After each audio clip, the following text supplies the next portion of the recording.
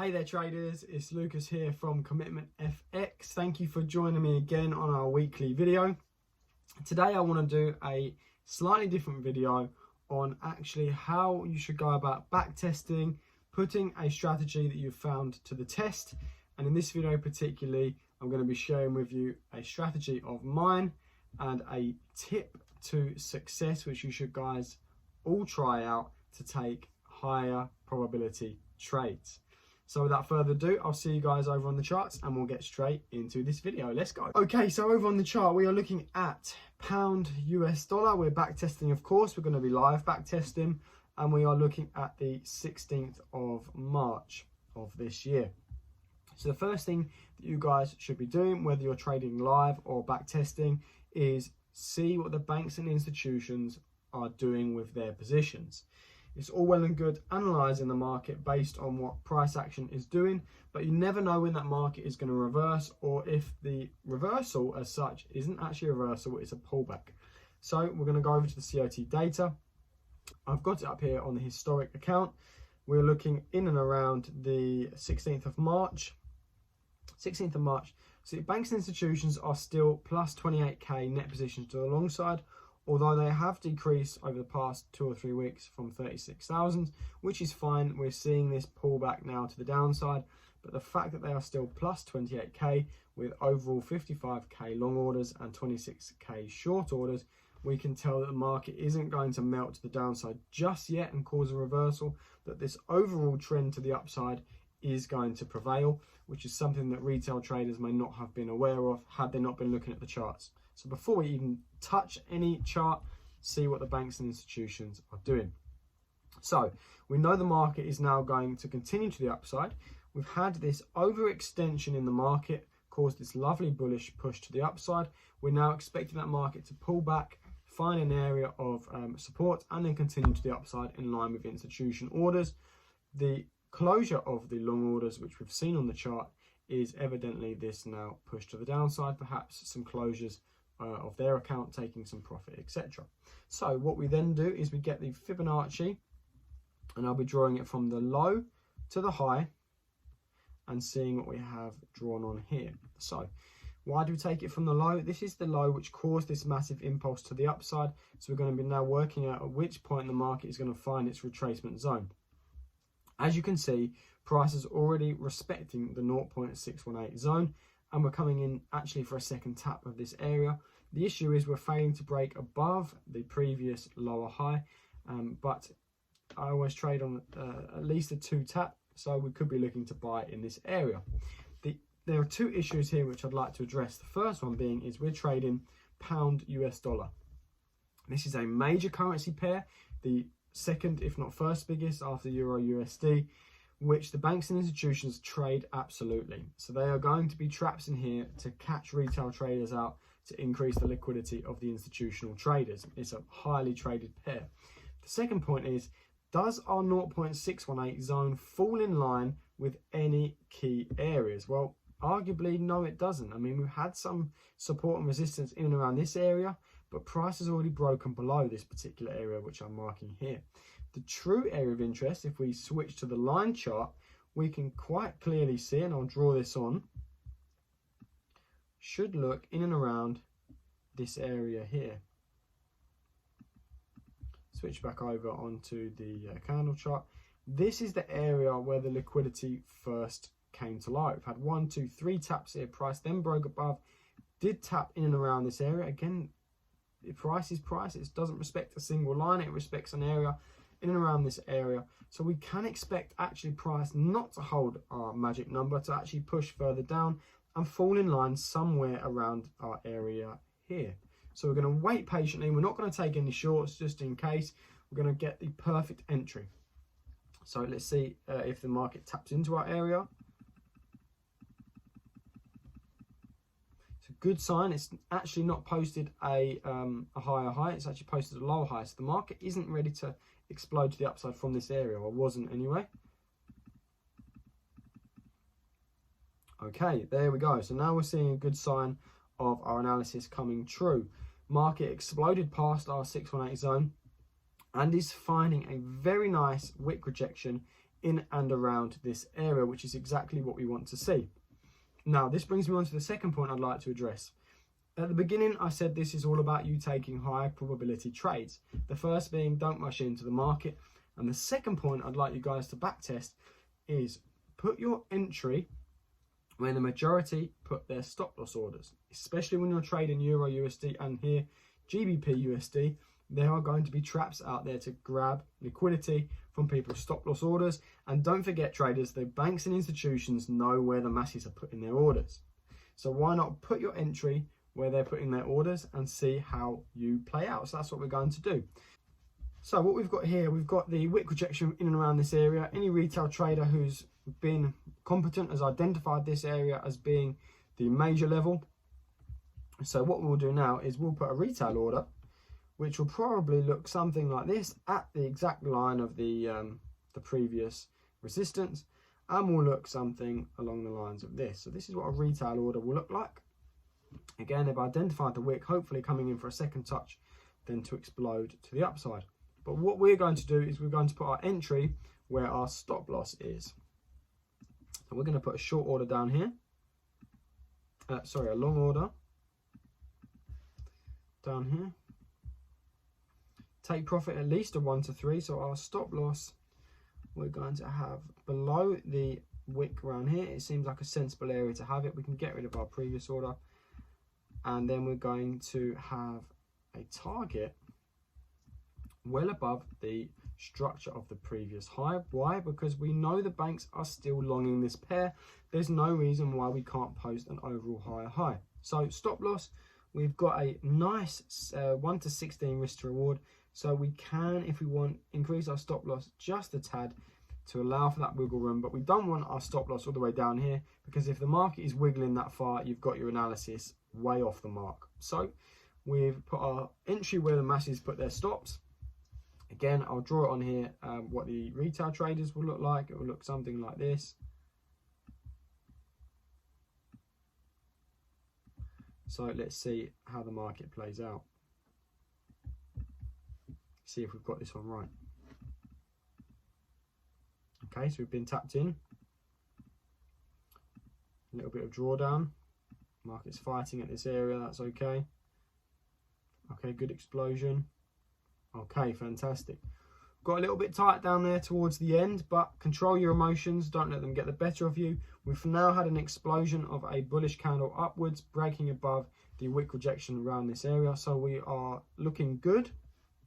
Again, if you were a retail trader, you would have been tapped in and around this area and absolutely stopped out. So unlucky there. So let's see if the market actually plays out and if we can take any further trades on the way to the upside.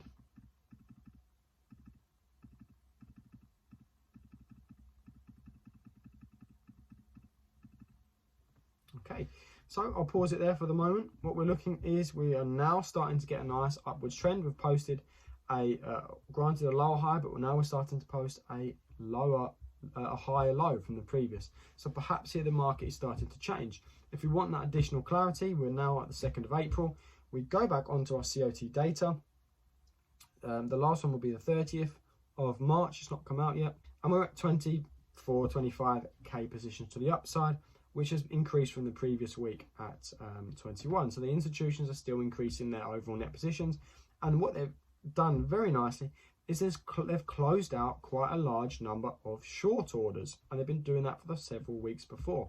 This tells us that they're building up their long order portfolio by closing out their shorts. They close their shorts out to then increase their long order. So a fantastic sign that we are right, that the market is continuing to the upside. Let's see how this plays out from where we are and if we can enter any more trades. Again, we have caused a massive reversal from this area is the word I'm looking for. Massive reversal from this area.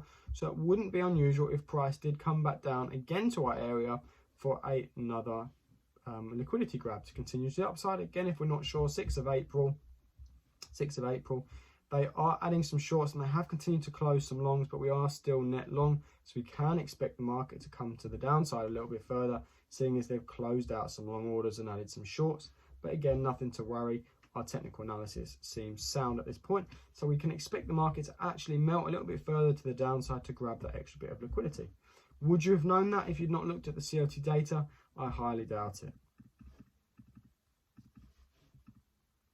Okay, so we're pushing down. There's no real reason for us to put an order in.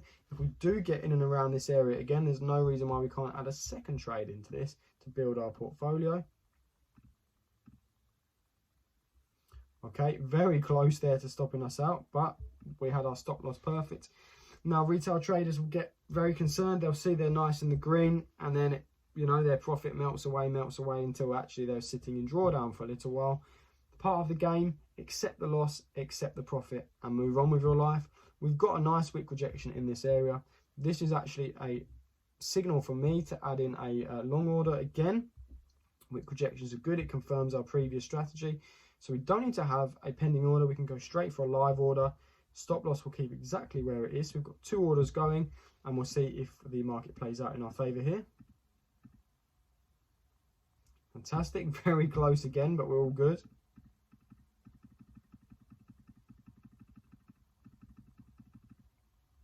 Okay, this is exactly what we've been waiting for. Traders, you can see the process. This has been, ideally or technically, it's been how many days? 19 days. We're swing trading, that's okay. We let this play off in the background, and we've actually had a second opportunity to add another order. So we're sitting here 2 orders, both at around 1 to 10 risk to reward. We've now broken above the previous lower high, so we've broken the downward structure. Let's see if we can look for another area to enter another trade. We will now look for the retest of this area. Again, simple support and resistance. Had the resistance, we've broken above, we're now going to look for the support, but we know that this is what the banks will think that we're doing, so we want to be careful, put our entry where our stop is, and see if we get filled. Okay, so we're coming into this area of previous support. Now, this is what most retail traders will do. They'll think support, resistance. We've had a major high here, coming in to catch that extra support to push to the upside, and that may happen now and again. My personal trading plan means I don't take trades that don't fall in line with the Fibonacci. So at the moment, we're drawing it from the low to the high. We're trading upwards, and now I've got on here my area of interest. Anything below the 618 zone, I'm keen to take another long from. It is a deeper pullback. It allows for price to actually melt further to the downside, to fizzle out, and then continue. It's a sensible place for me to put my trade. I will not take a support and resistance trade from here, although most retail traders probably will. So let's see if they will win or if I'll have an entry come up. Okay, so anyone who had a order there, you've been stopped out. Thank you. Nothing here for me yet. And again, you might be thinking, Lucas, you're wasting opportunities. That's okay. I've got opportunities elsewhere on different prices. We're still in our profit here, let's not forget. Okay, now we'll come into the 618 zone. So we've got here, let's draw on.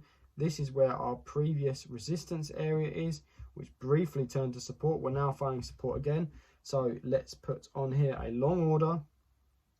This is where retail traders would have it, but we are not retail traders. We're going to push our entry further down, and our stop loss, we're going to keep it as this, around here, and a nice, well, let's push it up again, a nice 1 to 9. Easily, confirmation, 30th of April, 27th of April. The institutions have recently opened a large number of short orders, which they've now starting to close. They've closed some long orders. It could be a profit-taking exercise, but in the past 2 weeks, they've opened a large number of long orders, and the net positions have increased from 19,000 to 29,000. So a good signal that the market is going to continue to the upside as they've been increasing their net orders. So let's see if we get tagged into this one. Okay, it's not looking like we've got tagged in here. Again, no FOMO. We don't want to have fear of missing out. We played it safe in this instance. We didn't get tagged in, but that doesn't mean that this trading opportunity is over. We're going to start to look for more ones. So what we're going to do is we're going to put a long order at the break of this level. We are anticipating it to push higher, and we can have it something looking like this. Let's see if we get triggered in.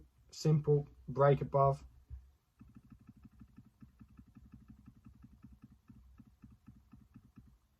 Okay, we're in the trade. Okay, fantastic. We're in the trade. We'll break even this one.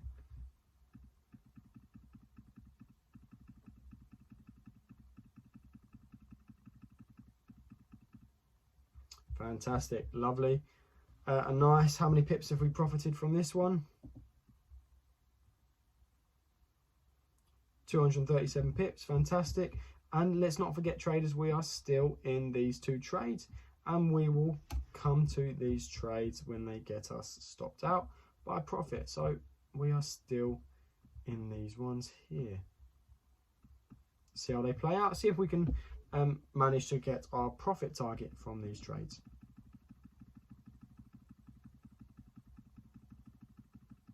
Let's see if we can get stopped out finally.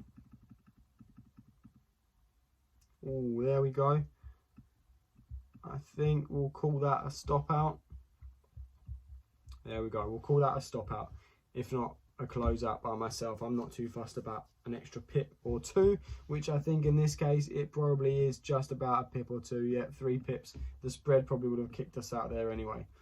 So traders, back testing with me, you need a fixed strategy. Again, you can see that by back testing, put your strategy to the test. You may not always get entered into the market, but it gives you a good indication of the signals for which you should be trading to take higher probability trades. You'll notice I took a simple 3 trades for this particular pair, and my trade overall lasted a very long time. In fact, it lasted from the 22nd of March till June, so a few months there, but not a problem. It's making money while I'm doing something else with my time. Be competent in the markets, especially if you're trading pairs that are highly traded by the institutions. Put it to the test. Put your entry where your stop order would usually be if you're a retail trader. You can see that twice in this back testing session, I got tapped in where retail traders would have been tapped out. And then we played a little bit of a riskier trade on a break of the previous high because we knew that the banks and institutions are pushing this price upwards. So traders, I hope you enjoyed this back testing. Again, it gives you a good insight as to how I treat back testing. Please back test every strategy you find. It will help you in the live markets to see what you're looking for. In any event, thank you so much for joining me today. I'll be grateful if you could smash that like button. Hit the subscribe if you're interested in more content. I'll leave a link to the Commitment of Traders Club below if you want to see what the banks and institutions are doing. And we'll see you guys on the next video. Until next time, bye bye.